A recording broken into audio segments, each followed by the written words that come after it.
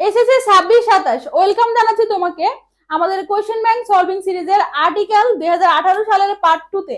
18 সালে আমাদের দুইটা বোর্ডে কোয়েশ্চেন মানে হচ্ছে দুইটা কম্বাইন্ড কোয়েশ্চেন হয়েছিল।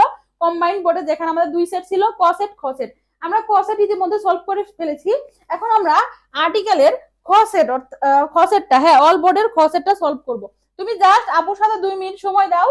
আপু দেরি করবে না ক্লাস শুরু করতে, এবং তুমি যে কাজটা করবা, তুমি হচ্ছে ভিডিওটা না টেনে জাস্ট 2-3 মিনিট আপুর সাথে সময় দাও, ইনশাআল্লাহ আর্টিকেল তোমার কাছে পানি হয়ে যাবে, একদম পানি।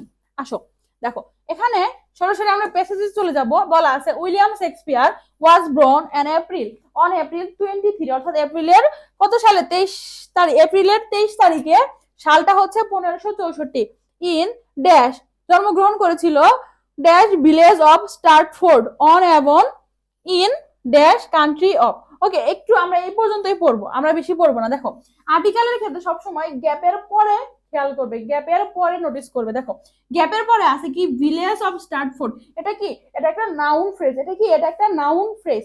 এই নাউন ফ্রেজটা এখানে নির্দিষ্ট অর্থে ব্যবহার করা হয়েছে, মানে সে হচ্ছে স্টার্টফোর্ড গ্রামে।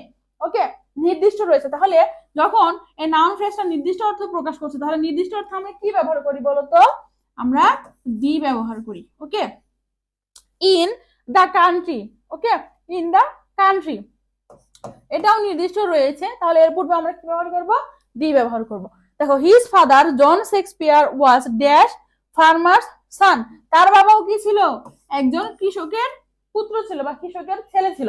তাহলে দেখো তার বাবা একজন কৃষকের, তাহলে একজন অর্থে আমরা এখানে কি ব্যবহার করব? এ ব্যবহার করব। ওকে, এরপরে দেখো হু ক্যাম, যে এসেছিল ড্যাশ স্টার্টফোর্ড। একটু এখানে দেখো স্টার্টফোর্ড, এটা হচ্ছে একটা দেশের নাম বোঝাতে। এটা হচ্ছে একটা কি? Proper noun. এটা কি? Proper noun. আমরা কি জানি? প্রপার নাউন, অ্যাবস্ট্রাক্ট নাউন, এগুলোর পূর্বে কোনো কি বসে না? আর্টিকেল বসে না। দ্যাটস ওয়াই আমরা এখানে কি ক্রস আর্টিকেল ব্যবহার করব। এরপরে দেখো এন্ড বিজ্ঞান শুরু করেছিল টু প্রসপার অ্যাজ, সমৃদ্ধি শুরু করেছিল কি হিসাবে?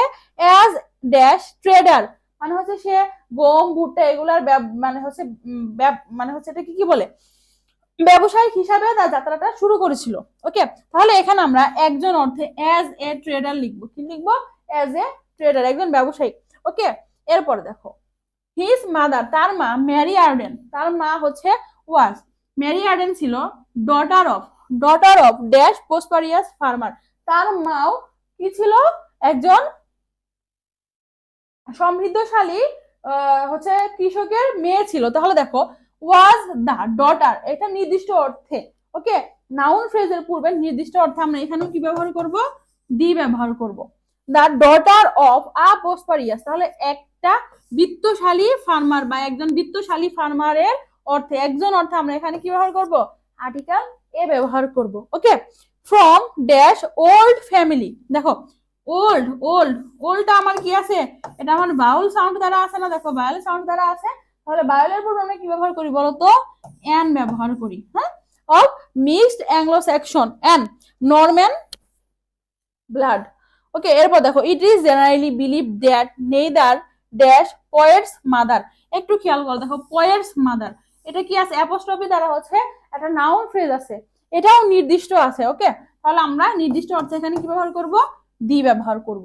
এরপর দেখো নর হিজ ফাদার, এবং তার মাও তার বাবাও না কুড রিড অর রাইট, তারা কি করতে পারতো না? লিখতে পড়তে পারতো না।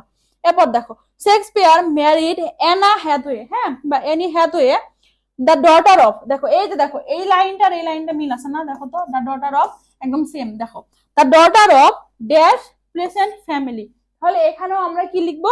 একটি অর্থে এ লিখবো, কারণ এটা কি আমার কনসোনেন্ট সাউন্ড আছে। ওকে, কনসোনেন্ট সাউন্ড আছে, এজন্য আমরা হচ্ছে এ ব্যবহার করব। She was 8 years older than Shakespeare. এই অ্যানা হ্যাথওয়ে হচ্ছে কি ছিল বা অ্যানি হ্যাথওয়ে শেক্সপিয়ারের থেকে 8 বছরের বয়সে বড় ছিল।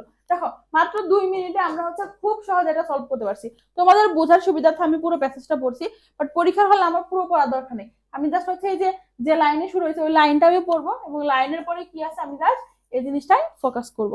আশা করছি ভিডিওটা তোমার অনেক অনেক বেশি কাজে দিবে।